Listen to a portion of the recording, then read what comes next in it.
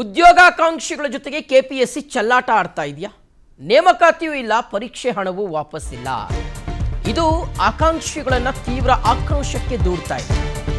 ಉದ್ಯೋಗಾಕಾಂಕ್ಷಿಗಳ ಜೊತೆಗೆ ಕೆಪಿಎಸ್ಸಿ ಚೆಲ್ಲಾಟ ಆಡ್ತಾ ಇದೆಯಾ? ನೇಮಕಾತಿಯೂ ಇಲ್ಲ, ಪರೀಕ್ಷೆಯ ಹಣವೂ ವಾಪಸ್ ಇಲ್ಲ.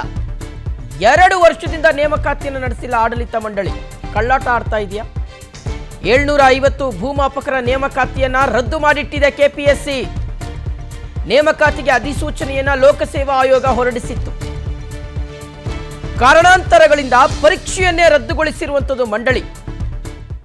ಈಗ ದುಡ್ಡು ಕಟ್ಟಿರ್ತಕ್ಕಂತಹ ಪರೀಕ್ಷಾರ್ಥಿಗಳು ಅಥವಾ ಆಕಾಂಕ್ಷಿಗಳು ಅಥವಾ ಅಭ್ಯರ್ಥಿಗಳು ಅಂತ ಏನು ಕರೀತೀರಾ ನೀವು, ಅವ್ರ ಪರಿಸ್ಥಿತಿ ಏನೋ, ಅವ್ರ ಪಾಡೇನು, ಒಂದು ಕಡೆ ದುಡ್ಡು ಕಟ್ಟಿದ್ದಾರೆ, ಮಗದೊಂದು ಕಡೆ ಎಕ್ಸಾಮ್ಗೋಸ್ಕರ ಪ್ರಿಪೇರ್ ಆಗಿದ್ದಾರೆ.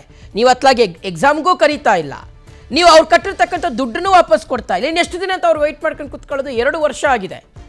2 ವರ್ಷದಿಂದ ಹಿಂಗೆ ಕಳ್ಳಾಟ ಆಡ್ತಾ ಇದೆ ಆಡಳಿತ ಮಂಡಳಿ ಅನ್ನುವ ಆರೋಪ ಕೇಳಿ ಬರ್ತಾ ಇದೆ. 750 ಭೂಮಾಪಕರ ನೇಮಕಾತಿಯನ್ನ ಕೆಪಿಎಸ್ಸಿ ರದ್ದು ಮಾಡಿಟ್ಟಿದೆ. ಅವರ ಭವಿಷ್ಯ ಏನು ಮುಂದೆ?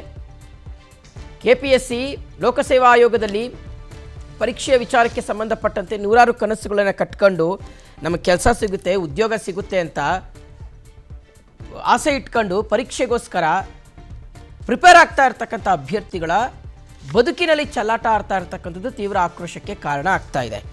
ಒಂದು ಕಡೆ ಫೀಸ್ ಕಟ್ಟಿಸ್ಕೊಂಡಿದ್ದೀರಿ, ಮಗದೊಂದು ಕಡೆ ಪರೀಕ್ಷೆಯನ್ನು ನಡೆಸ್ತಾ ಇಲ್ಲ, ಕಾಲ್ ಫಾರೂ ಇಲ್ಲ. ಸೊ ಇದು ಇನ್ನೆಷ್ಟು ದಿನಗಳ ಕಾಲ ನಾವು ಹಿಂಗೆ ಇರೋಣ ಅನ್ನುವ ಪ್ರಶ್ನೆಯನ್ನು ಅಭ್ಯರ್ಥಿಗಳು ಆಕಾಂಕ್ಷಿಗಳು ಕೇಳ್ತಾ ಇದ್ದಾರೆ.